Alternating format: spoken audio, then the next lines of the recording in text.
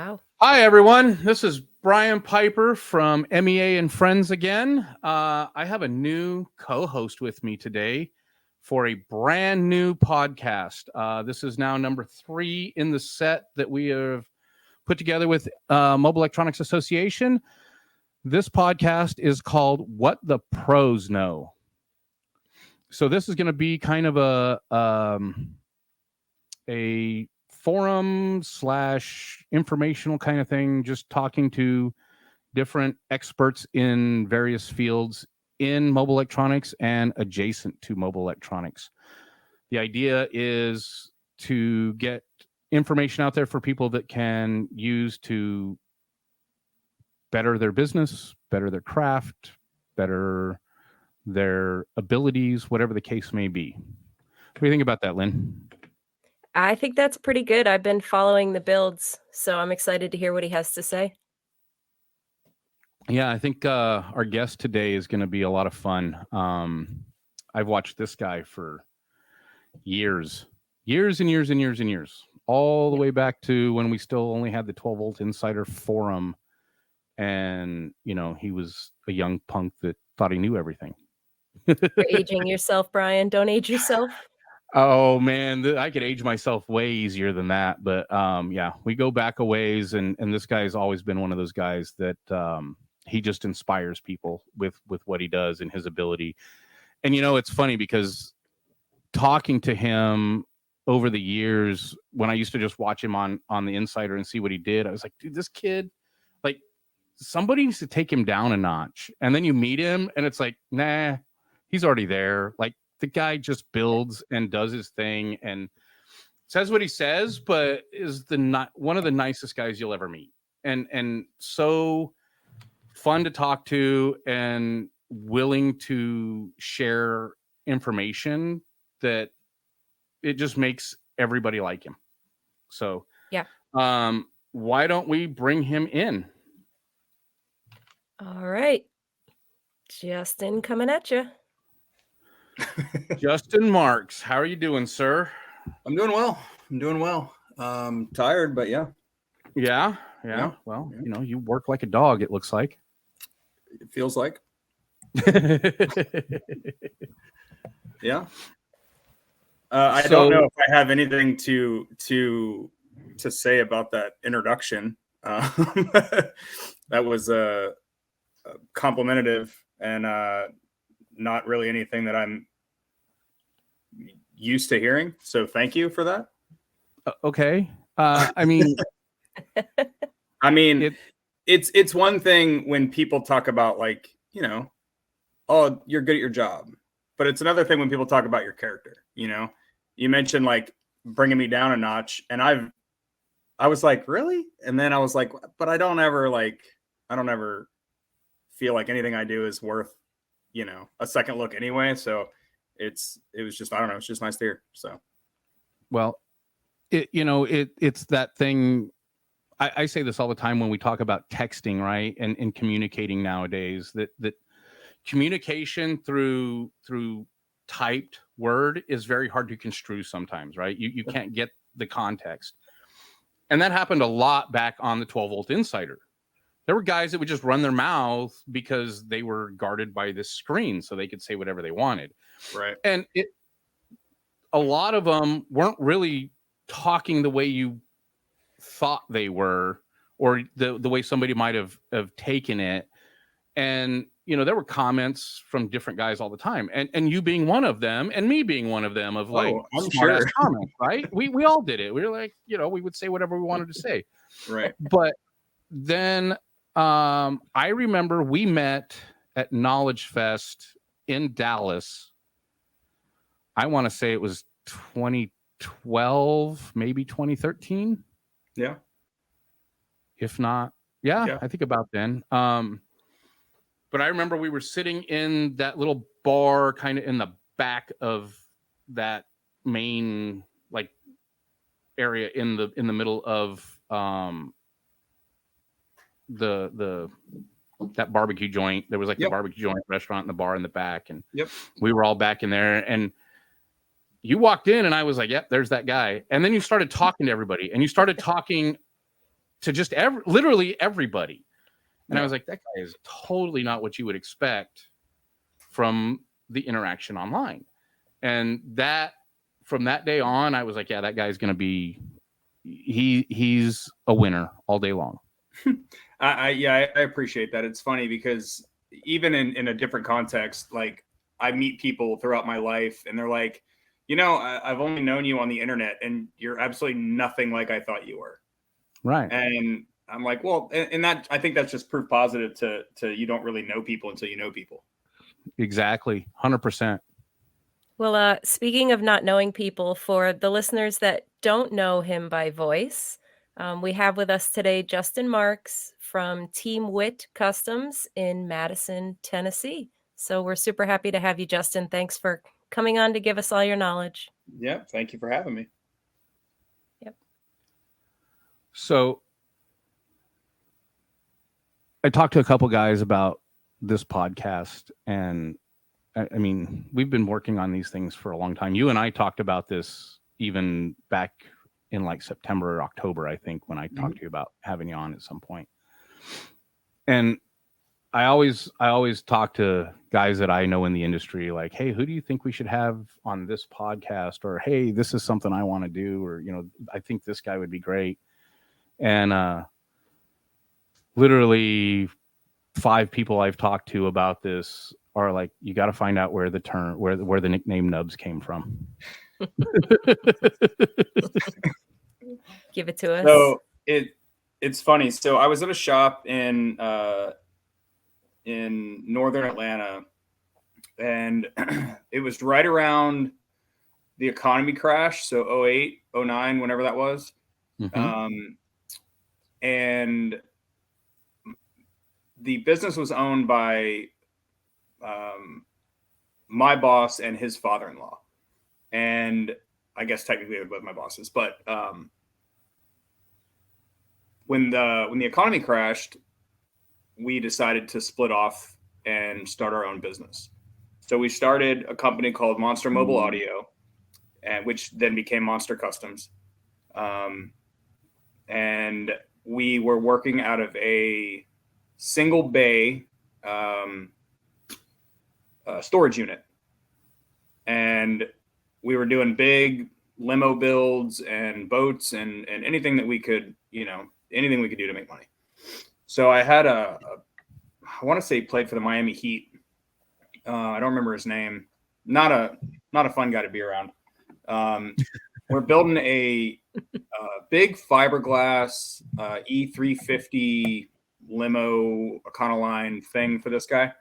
Right. And it's just me doing fab. And then my business partner was, he would do all the wiring and sales and be the face. So I'm killing myself trying to get this vehicle done for this guy. And he comes up with 2 or 3 of his buddies, and we're sitting around in these limo seats that we've built. And he's just like, how much longer? And he's like, man, why don't you just hire some day laborers to come finish this job, like help you out? And I'm like, what? Oh, totally thrown off. And so when he came up, he brought like his entourage, and one of them, I mean, straight out of Compton, face tattoos, like my kind of dude, right? It's perfect. But so whatever, like we were just kind of, after they left, we were just kind of making fun of the situation and kind of joking about the fact that, he literally was dead serious about hiring just random people to come in and try to help me finish this vehicle. And I want to say that the guy with the face tattoos, I want to say his nickname was something ridiculous like Boo Boo. Probably. Oh boy. So it's like, at this point, it's like 10 o'clock at night. I'm outside working, and we decided to just call it. And we're sitting around in the vehicle, just making fun of this whole situation. So like, my business partner just decides to give me a nickname, and that was the first thing that he came up with was Nub Nub. Then it went from Nub to Nubs, and that's it. It just, and I made it my like back in the day, you could put a middle name on Facebook. Yep. And I just put that and as a joke, and I just kind of turned into what it was. So the people that call me Nubs still, are people that I've known for 15 plus years. Right. So if anybody else calls me that and I don't know them, then I know that they knew of me from then, but that's about it. Yeah. Yeah. I told you it really wasn't an interesting story, but it's, it's just one of those things where it was a joke and it stuck and I went with it. That's some of the weirdest nicknames ever, that's how they happen. They just happen to stick. Yep. I'm glad it wasn't because I lost a finger. Us too. Yeah. I've had my run-ins with that, and I've had two, and they were close calls, but so yeah. I could have lied and said it's because I stuck my finger in a router, which has happened, but I like your story. It was a good story. I like that better. That's less gross because I've had my fingers in routers and I know what that looks like. Yeah. So you've been doing this for a long time, and I mean I've been following you since like late 2000s, and I don't think it's a stretch to say that there are probably literally hundreds of guys in our industry that fabricate or aspire to fabricate that follow what you do and are inspired by what you do. Thank you, Facebook and Instagram. Thanks to social media, 100%. So my question to you to start all of this off, what was the first big build, the one that like put you on the map, you think, that kind of like that kind of made you feel like you blew up, like where people really started noticing? Man, that's such a hard question because there's so many builds that happened early in my career that I'm not sure would have ever put me on the map. But from the span of 2005 to 2008, right before we left to start our own business, that's when I was on the Insider heavily. Yeah. And I did a Dodge Magnum that Jason Sayin he was our JL rep at the time, or JL something. He asked me to build a car for them. They had just released I think it was ECS was the name of their wire line, but I don't remember if that's exactly what it was called. But they had their own wire, their own, distribution and all that. So he was like, if you have a car, awesome. But here's all the equipment for it. Here's kind of what we want to showcase. So I just made, that picture. That one right there. That one right there. So that was 2005. And that was probably my first, like, this is worth posting a picture of build. Okay. And I think I realized, obviously, the style alone is enough to get your attention now because it's so gaudy. Right. But that's what it was, like back in 2005 when Nobi Nationals was a thing, like the point was to just get people's attention. That's what we're doing. Yeah. And I thought that was like the coolest thing ever, but that was this. So truth be told, the only tools I had when I built this were a 90-degree grinder. I had a router that I cut basically into a garbage can. Mm-hmm. I had a flush trim bit and a chamfer bit, and that's it. And that's what we did, right? Oh, and I had a what are those circle jigs? Circle cutter jigs? Yeah. Those. Yeah, perfect circles. Yeah, there you go. Yeah. And I had one of those. Okay. And so it's funny, when I was building this and the next 2 or 3 vehicles that I did all around the same time frame, JL on their website, and you probably remember this, had a couple of tutorials from their Mini. Yep. and something else they did. But the mini had a breakdown of how to make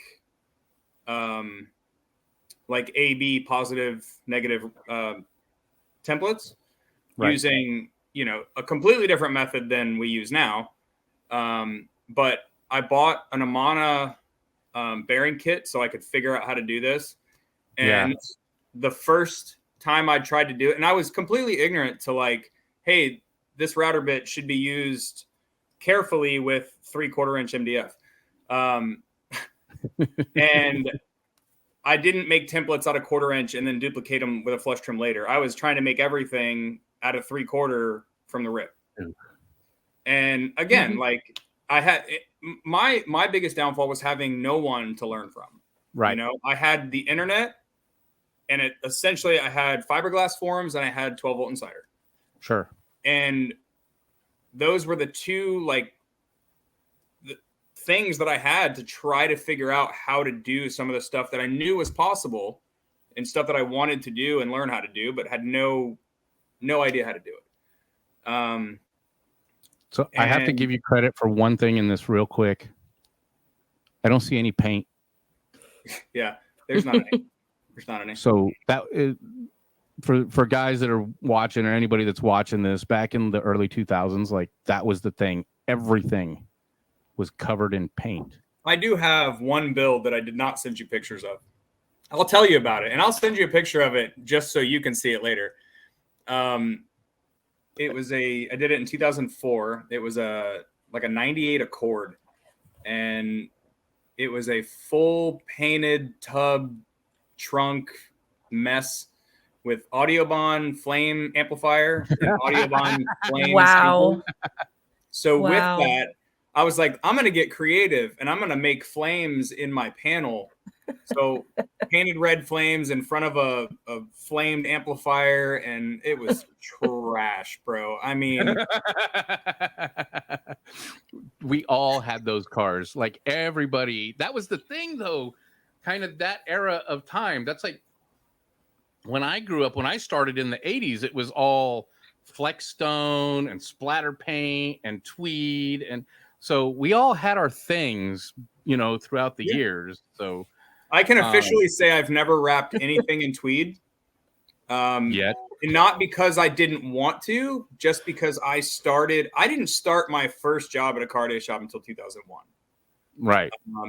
And I got a job sweeping the parking lots just to get my foot in the door. I was making after taxes $280 a week. Wow. And I didn't learn anything at that shop. Worth, you know, whatever. Yeah. I was already building amp racks and basic enclosures in my garage. So I kind of already had like an idea that this was what I wanted to do. I just didn't know how to apply it because I didn't want to do the rest of car audio. Right. I didn't want to wire. I didn't want to do alarms. I didn't want to do any of that. I had no interest in it. But I honestly think it was because I was intimidated by it. That's true. That's a very good truth. Yeah. So I feel like I was just super intimidated by the idea that like there's stuff that I am going to be really uncomfortable doing. Yeah. Mm-hmm. And the first alarm I ever did was like a 2003 Toyota Celica with a Viper 791. And you have to go in both doors. You have to all this crap to like make this work. And I had no idea what I was doing. Right. And luckily I landed in the alarm world when there was already like a box of relays, and I didn't have to wire up a million relays to do everything. So I got lucky when I actually landed a job that was paying me to be really bad at it. But you know, I hear about all of these people that, you know, were making their own relay banks and all this stuff. And I don't have the patience, the time, nor the care to do any of that. So if there was an alarm that did it all for me, that sounds like the way to go for me. Because easier. all I cared about was fab. All I cared about was getting in a wood shop and learning, you know, whatever I could. Sure. So. Yep. Wow. Thanks. That's great. So I've got a question for you, Justin. I know that experience is a great teacher. And my question is, what are some of the lessons that you've learned that have had the most impact on how you fabricate today? I go into every job like I don't know anything.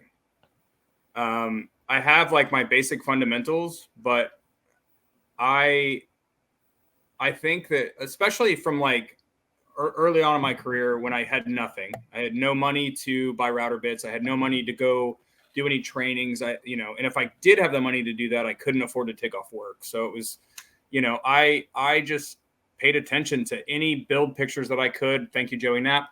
And I think that, oh man, I don't know. I think that the biggest lesson that I learned was that so no matter how good you think you are, no matter at whatever point in your life, no matter how good you think you are, you're not good. Because there's so many people better than you. And I had a little bit of an ego early on thinking because I didn't know anyone, right? So I didn't have a comparison. And then I found the insider and I was like, wow, I am terrible at this. Like these people are making me look really, really, really bad. But that was what I needed, right? Like I never go into a job thinking I have it figured out because there's always hiccups, there's always issues, there's always problems that you have to learn how to get around. Sure. And I think that just being open to training and even if it's some old redneck that's been woodworking for 40 years, like listen to people because you don't know everything. And I still, even in my shop now, I'm still the only guy that's doing what I'm doing.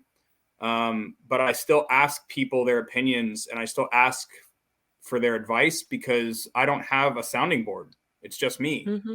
And even though they don't physically build, they have an eye, so I'll listen to people, even people completely outside the industry, and I think that that's helped me realize that you don't know everything. You're not going to know everything.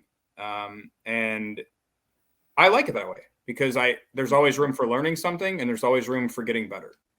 And the second you think you can't learn anymore, you've already lost.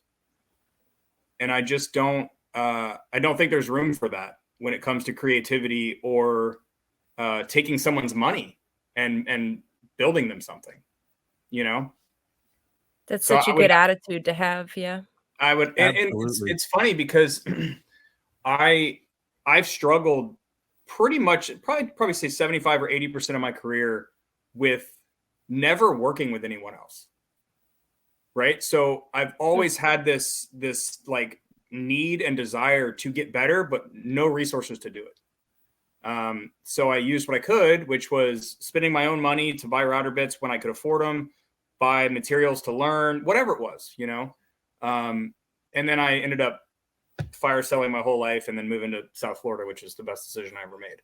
That's another conversation, but good one. Yeah, I would have to say that for me, it boils down to always striving to be better than you think you are, because you're not going to be the best no matter what. I know 5 dudes that are at the top of this industry, and I promise you there's somebody that is not even in this industry that's better than all of them. So I wonder what your thoughts on something like imposter syndrome would be. Do you feel like you experienced that? Probably.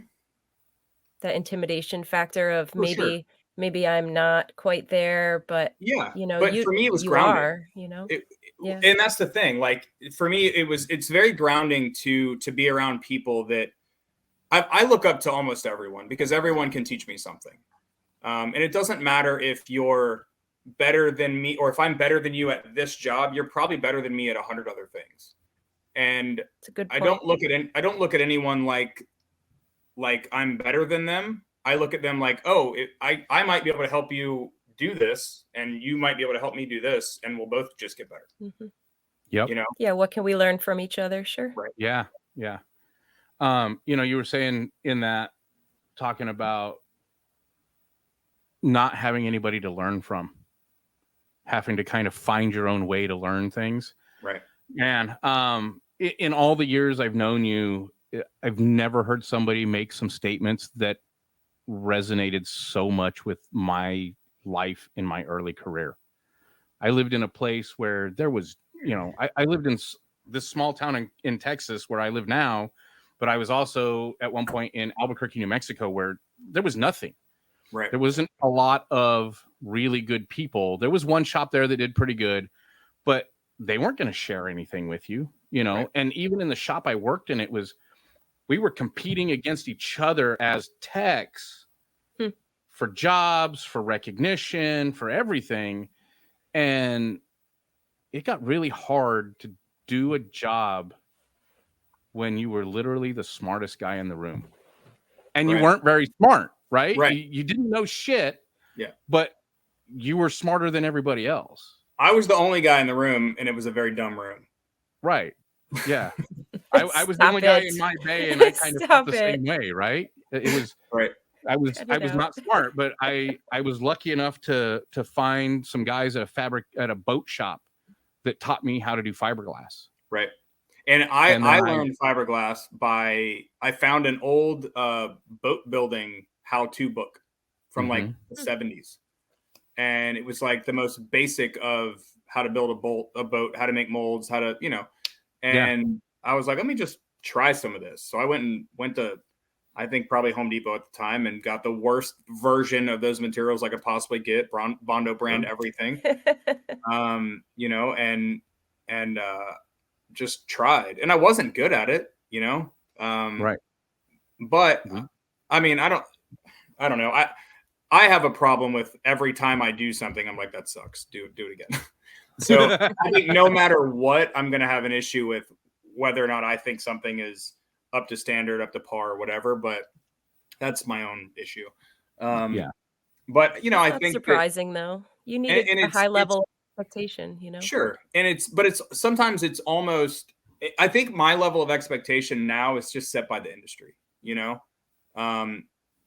not even the customer, because the customer is usually blown out of the water at 60%, Yeah. And, I'm fortunate to have become, I guess we all are technically fortunate to have become friends with some of the top people, in this industry. And then and that's transcending into, vehicle design and real big boy grown-up jobs. Right. Right. I'm lucky that I still get to just basically just play all day, nice. And it's what I've always wanted, and I knew early on in my career, I think by the time I hit 23, 24, I knew that this was for sure what I wanted to do for at least as long as I could walk, I'm not gonna say the rest of my life, but who knows? But, and I think that it drove me. So I obviously have an affinity for tattoos as well. And that's just the creative side of me and expressing myself and whatever. But I knew that as soon as I got my hands, my throat, whatever, that I was going to be in a situation where getting a real job was not on the table. So I had to make something out of this, because at the time getting tattooed was more important than anything. So I was like, well, I got all my job killers, my career killers. So now I have to do something with what I think I want to do, but I was reading magazines and seeing all these people, and I'm like, man, you guys are really good. How do I be like you, And now I'm friends with all of them. I remember. I think it's pretty sad that the tattoos play a role in any way, shape, or form. I agree, but this was also, and I'm not going to say it was forever ago, but I mean, I'm 41 now, so yeah, I mean, I've been getting tattooed for 23 years, and back then it was hard. My first real stereo shop job, like actual real job, was at Tweeter, High Five Eyes, and I was told when I got hired with tattoos, but was told by my store manager that I had to wear long sleeves. And I'm like, this is crazy. Like, I don't understand.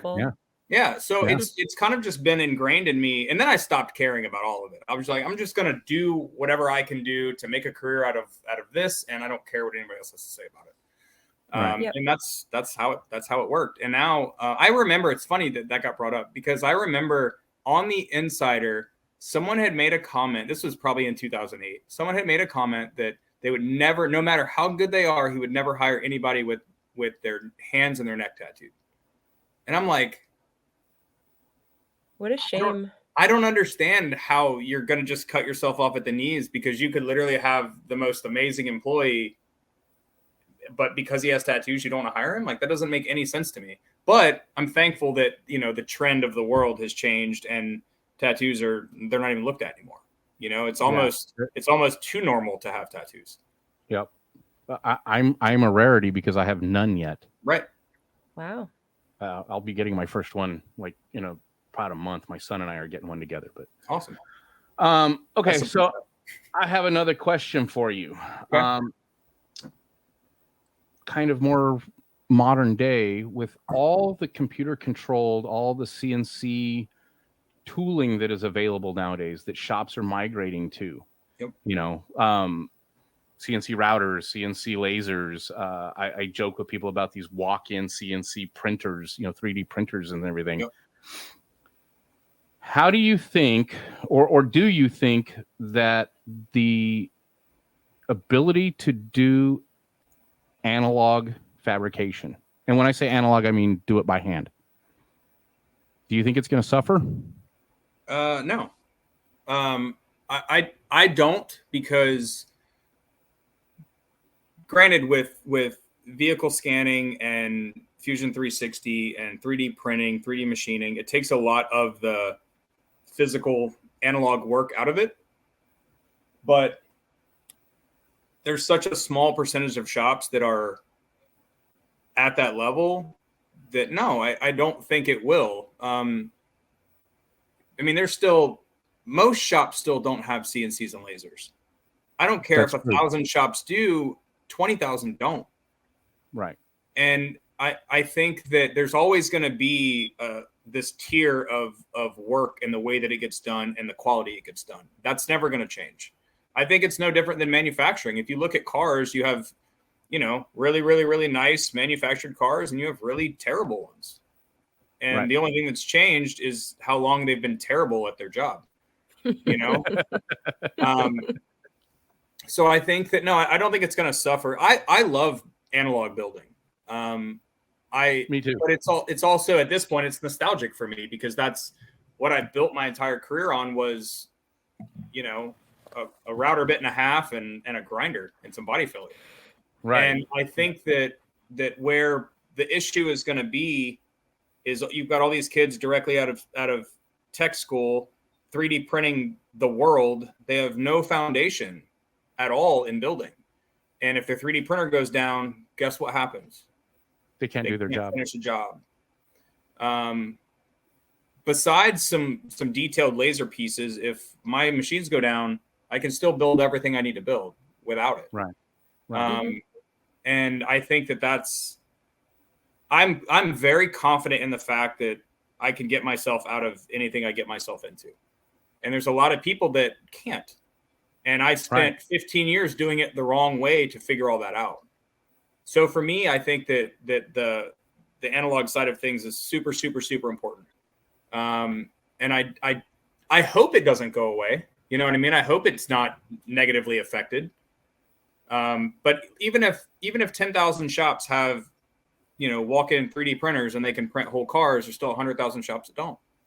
Right. So I don't think it's gonna change. I think that if anything, because of 3D printing and because of 3D machining and lasers and all that, I think that it has forced people to step their analog game up. There's more and more people going to training, more people that are buying tooling and templates and things to help their job, that would have never have even thought past buying a jigsaw, because they know they can't afford the CNC, but they can definitely afford $5,000 worth of tools that'll make their job better. So I think it's just a tier of the type of work that you are willing to invest in having. Yeah. Makes a lot of sense. So on that, I'm going to throw this one up here real quick. This is your current project, right? Yep. Hopefully to be done tomorrow, maybe Monday. Okay. Nice. Now you can have a nightmare about thinking about what it would take to do that without the cool tools you have. I mean, to be honest with you, I've had nightmares about doing it with the cool tools that I've had. So, Fair. You know, I think what the machines did for me was, yes, they make things quicker in the sense that you can cut a bunch of parts at once, but I tend to overbuild because I have machines doing things for me. So I'm trying to learn a little bit of restraint, which this does not showcase that at all. But I think that I put a bunch of detail in this because the guy that owns the car I've never met. The guy that brought the car to us, basically we were at a car show last year, and he comes up like an hour before the show's over, and he's like, "Hey, I got a Blazer. I really want you guys to do the interior. The customer has no budget. What do I need to do?" And I was like, "Call the shop, make an appointment to get on our waiting list, and then you can bring it up." So we didn't think much about it. He called and set up an appointment, and 3 or 4 months goes by, and he shows up on a trailer at 8 o'clock in the morning with a truck. And he was like, and I was like, "Again, what's the budget?" He was like, "No budget." I'm like, that makes it really difficult when you don't have a budget to work within, you know, because you just kind of go off. And I still had a lot of restraint in, like the rear panels. They were not symmetrical, obviously, because there's a jack on the driver's side normally. Yeah. So I cut them where the last point where they were symmetrical, and then rebuilt what's left. And the only reason they're the shape they are is because the only stipulation this guy had, there'll be a cover over all this, was to put golf clubs back there. So I just wanted to make sure that with clubs in a bag, he had enough width to, you know, do what he had to do. Right on. So other than that, it was make it modern. I think we made it a little more modern than he had ever anticipated, because I don't think he had any idea that we were going to be rebuilding 95% of the truck. But they also don't make parts for those trucks. So the rear tailgate piece, you can't buy one. So I had to remake that. And I made it look better, I think. Yeah. Wow. But there was no, like, you can't buy hardly anything that's not a used, broken, old, you know, wrong color, whatever. Deteriorated. Yeah. So there weren't a whole lot of options. So we went with as much modern stuff as we could. It's got switches, door switches from a 07 body style Silverado. It's got headlight switch and several other switches that have been reassigned to do other things from, I think, the same generation truck, maybe a 15. I don't know. It's got door handles from like a 2018 body style Silverado. I just wanted to incorporate as much Chevy stuff as I could. The air vents are from Mercedes, so that's the only thing that kind of was completely outside of Chevy. But I wanted to just build something that anybody that was like an old OBS Chevy guy would look at this and, you know, either be really, really, really mad because they're an elitist and they hate the fact that I just destroyed this truck for them, which I love. But there's so much small detail that I don't think anybody's actually going to think, oh, you just wrapped the dash, because the hood's been extended all the way down to the glove box. Because, you know, where the radio is now, the hood stopped on the left side of that. Yeah. The air vents were up high. The only stock part left of that dash is the glove box. Wow. Everything else has been cut up, modified, added to, changed, whatever. Because I wanted to smooth it all out, because I wanted it to look like it was just a newer, smoother version of that raggedy old interior that was in it. Sure. Which is great. I mean, seeing the pictures online when you post them, it's fantastic. Yeah, I'm really happy with it. There's definitely been some learning in it. This is the biggest project I've ever done. Wow. And it's when you build an interior in, you know, a Camaro, an old Camaro, there's way less pieces. There's way less parts. And I did not account for how many pieces are in this truck.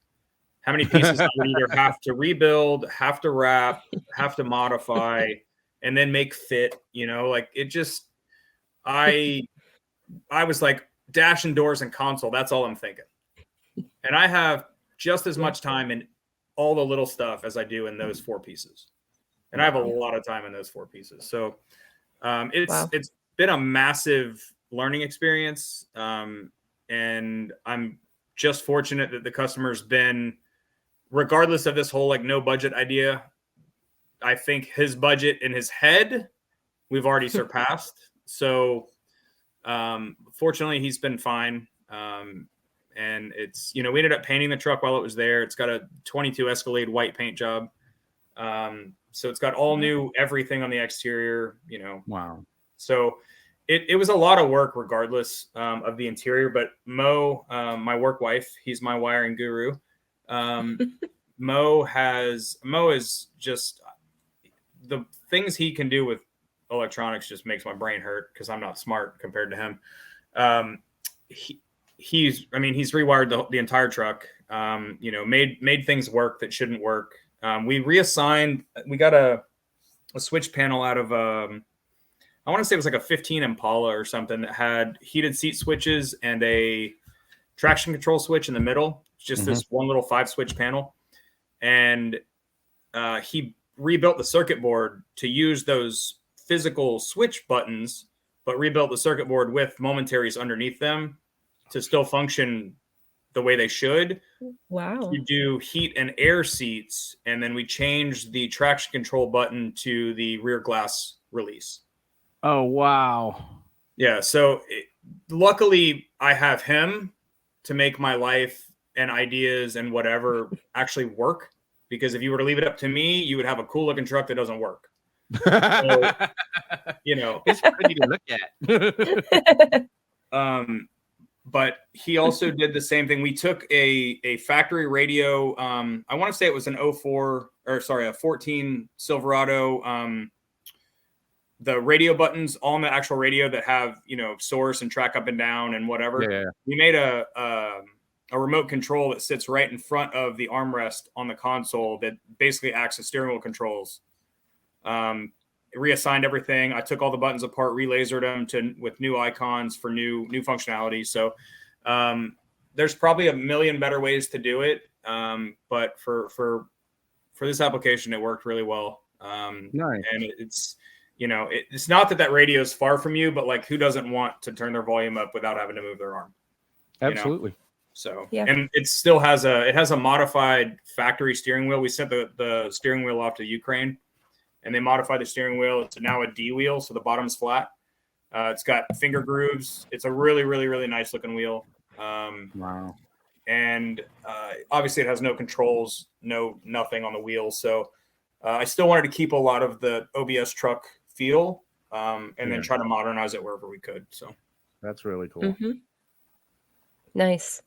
So Justin, I once saw a segment on the news and it basically asked celebrities to write a note to their younger self. I think it was called Note to Self. So if you could tell your younger self something about fabricating, whatever that might be, what would you go back and tell your younger self? I would have told myself to move wherever you can get a job that's going to, that if someone's willing to teach you, go. I didn't do that until 2012, and I fire sold my entire life, and I moved to South Florida to go work for Jeremy Carlson, which was the best thing I ever did for myself. The job itself didn't work out for other reasons having nothing to do with the job itself. But I learned more in that year than I had probably the previous 11, 12 years. Wow. That was the first time I used CNC, the first time I started 2D drawing. And Jeremy and I built our first hot rod interior together, which, wow.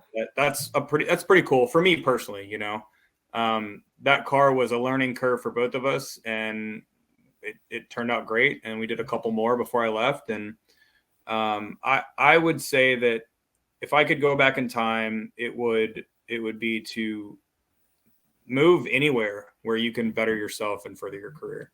So sounds too many like you people are got stuck in their some. hometown. Yeah, that's a good point. And you got immersive learning. It sounds like you really got sort of thrown into everything, and Yeah. maybe you got to shadow all of it. So that sounds like a really great way to learn. It was because you can tell me all day long how to do something, but if I can't see it, I'm not gonna, I might be able to get the end result, but it's not going to be the way you got there. Sure. And I'm just very hands-on, and I just need to see, things in person, especially from someone like him, like the way his brain works. And it's funny too, because where I'm at now in my 2D drawing, I feel like he was there in 2012, and I was blown away with what he was drawing in front of me while it was happening. And now I do it every day, and it's not even something I think about anymore. Which is where I'm hoping to get with modeling and 3D and all the next wave of, technology. So Awesome. That's great.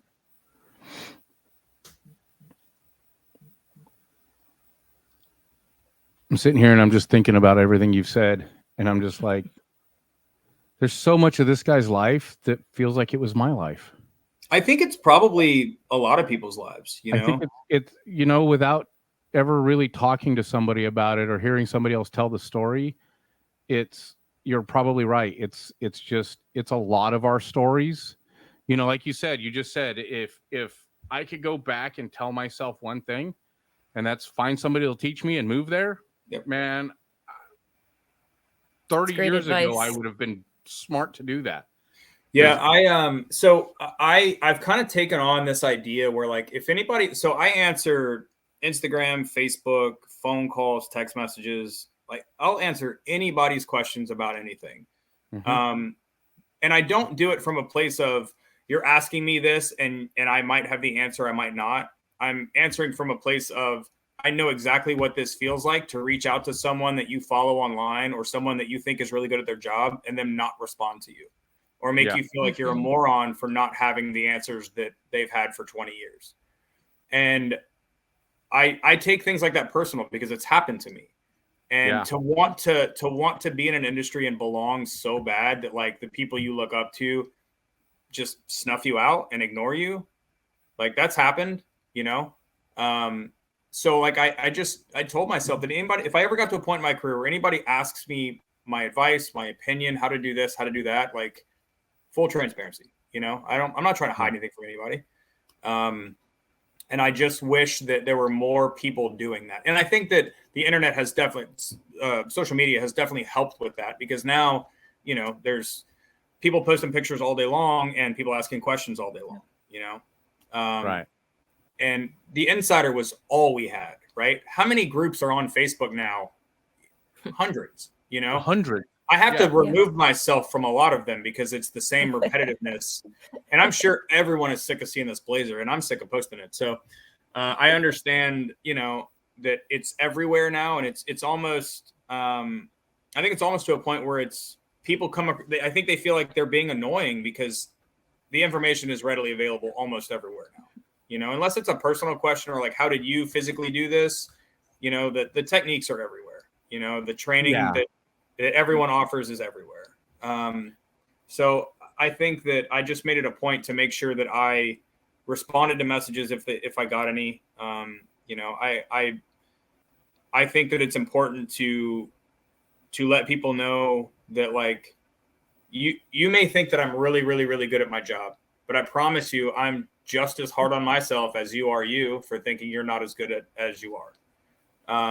And it doesn't matter how many cars I build or this, that, or whatever. I always will feel like that. I always feel like I'm halfway through this job a month ago and I'm like, man, this could be better. And then I start thinking about all the things I should have done. And I'm like, just finish it and then worry about it on the next job. And go ahead. It's just really hard for me to like give myself any sort of credit because I see all this other work and that, comparison's the thief of joy, but I see all this other work from all of my friends and I'm like, man, what am I even doing? I told Jeremy Carlson years ago, I said, you make me feel like I should be playing with like a play school tool set, like a plastic hand saw. Like watching that dude work it's crazy. And right. And cats too. It's just, it's crazy to see those guys work and the things that they put out and have no, like, especially with the 3D stuff now. Like I have 3D printed one thing and it was a prototype to make sure it was going to work.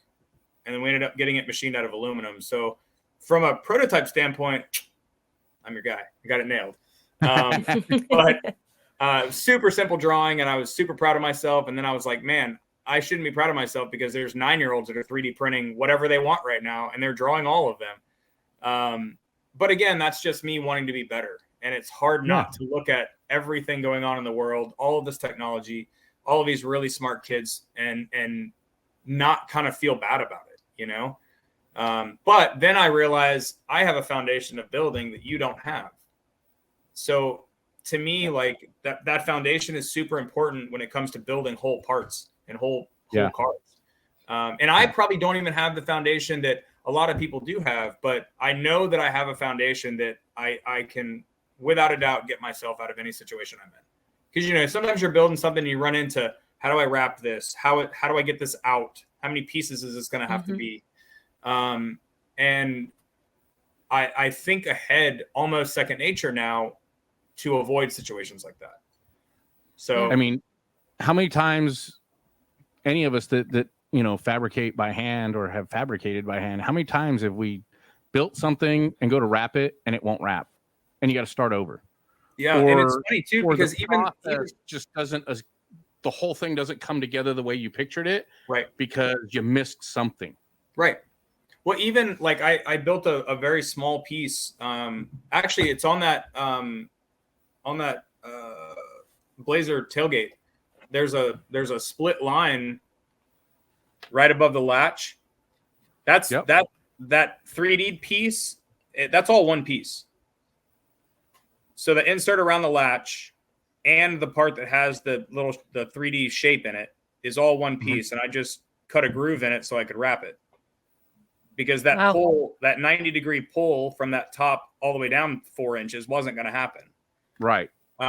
So I built it all as one solid piece, and then I went back and I slotted it. And I couldn't think of any other way to get around that. I built it and I was like, cool, now how do I wrap it? And I've always been the guy that builds things so I can wrap them. Now I'm starting to figure out how I can modify things so I can wrap them once I build them the way that I want to. So, yeah, just reversing steps. That's kind of cool. Yeah. Yep. Hey, Justin, thank you, man. I really appreciate you coming on with us today. I've been really excited about getting this series going. It's taking longer. It's taken longer than I wanted it to, but having you as our first guest, that means a lot to me. It's been something that's been on my mind for months to have you, here, and just giving people some insight into who guys are like you that do what you do, and you're just another guy. That's the biggest thing is so many of us growing up were intimidated by guys that do what we do. Well, so to touch on that, I have a dude that I met about 3 months ago, works down in Atlanta, and very similar to my whole story, right? Like he feels stuck. He's only been doing fab for like maybe a year and a half or 2 years. And he's really, really, really good for not having anyone teach him much of anything. So I'm going to try to snatch him up and get him to move to Nashville. Nice. Yeah. Nice. Anyway. All right, man. Well, I appreciate you coming on. And I think at some point there will be a round 2 of this somehow, somewhere. Yeah, there's a lot more to say, I'm sure. So. Oh yeah. You let me know. All right, man. I appreciate you coming on. Yeah, man. Thank you. Definitely. Thank you. Bye. Thank you, Justin. No problem. Well, I think that went swimmingly. That was incredible. That was so much fun. every time I do these, this is series 3 now. Mm-hmm. And every time I get to talk to somebody that I've known or heard about or looked up to or whatever the case may be in our industry, and have them be someone that's just easy to talk to. Yep. And really is just another person. They're no superhero. They're not unreachable or unobtainable, or whatever the case may be. Man, it makes all of this so much more fun. Yeah, I think that was my main takeaway highlight, was at the end when he said that he responds via Messenger, Facebook, email, whatever it is, because that mentorship piece, I think, is really missing in some of the next generation's lives. That if they had somebody, I don't know, say take them under their wing, but somebody that is willing to just entertain some of the questions that maybe are otherwise embarrassing in the larger groups or what have you, that he's willing to take what he knows and offer it to the next generation. I think that was the biggest takeaway for me. Absolutely. It's huge. Yeah. Making the comment that, he's done that. He's reached out to people and not gotten a response. Yeah. So he makes And he knows how sure it that he feels. responds to everyone. Yeah. That's really cool. I wish I could Yeah, a say lot of that. respect. Yeah, I wish I could say that I've done that 100% in my lifetime, and I probably have not. But I know we're all guilty. I'm guilty. It's Yeah. okay as long as you can recognize it and then maybe do a little better next time. That's what Yeah. we're all here to learn, like he said. So Well, yeah, what the pros know with that's it. Lynn That's Squeezy us. and Brian Piper. You got it. Round 1. Fight. Nice one. forward Yeah, to this, man. I think this is going to be fun. I think there's the potential here for finding people that will share knowledge, and again, it's always these little bits and pieces, right? It's these little things. It's rarely big, mind-blowing comments that affect everyone. It's these little nuggets that we find, right? I was going to say nuggets. Little chicken nuggies. Little chicken nuggets of information. I like it. Yeah. I know who I would like to be talking to in the future, so I appreciate you kind of saving the best for last here on the third round of podcasts, Yeah. Well, we definitely will find some fun people to talk to. I'm looking forward to seeing who you find, not just me, because I'm kind of, like my entire career has been in this industry. Mm-hmm. So I don't know tons of people outside the industry. So I'm looking forward to seeing who we find industry adjacent. I know a few people. I've got a short list going, and I can't wait to share some of it. I'm looking forward to it. I'm so looking forward to it, and I hope the viewers are. So till next time. All right, guys. Thanks for listening. See you soon. Thank you, guys.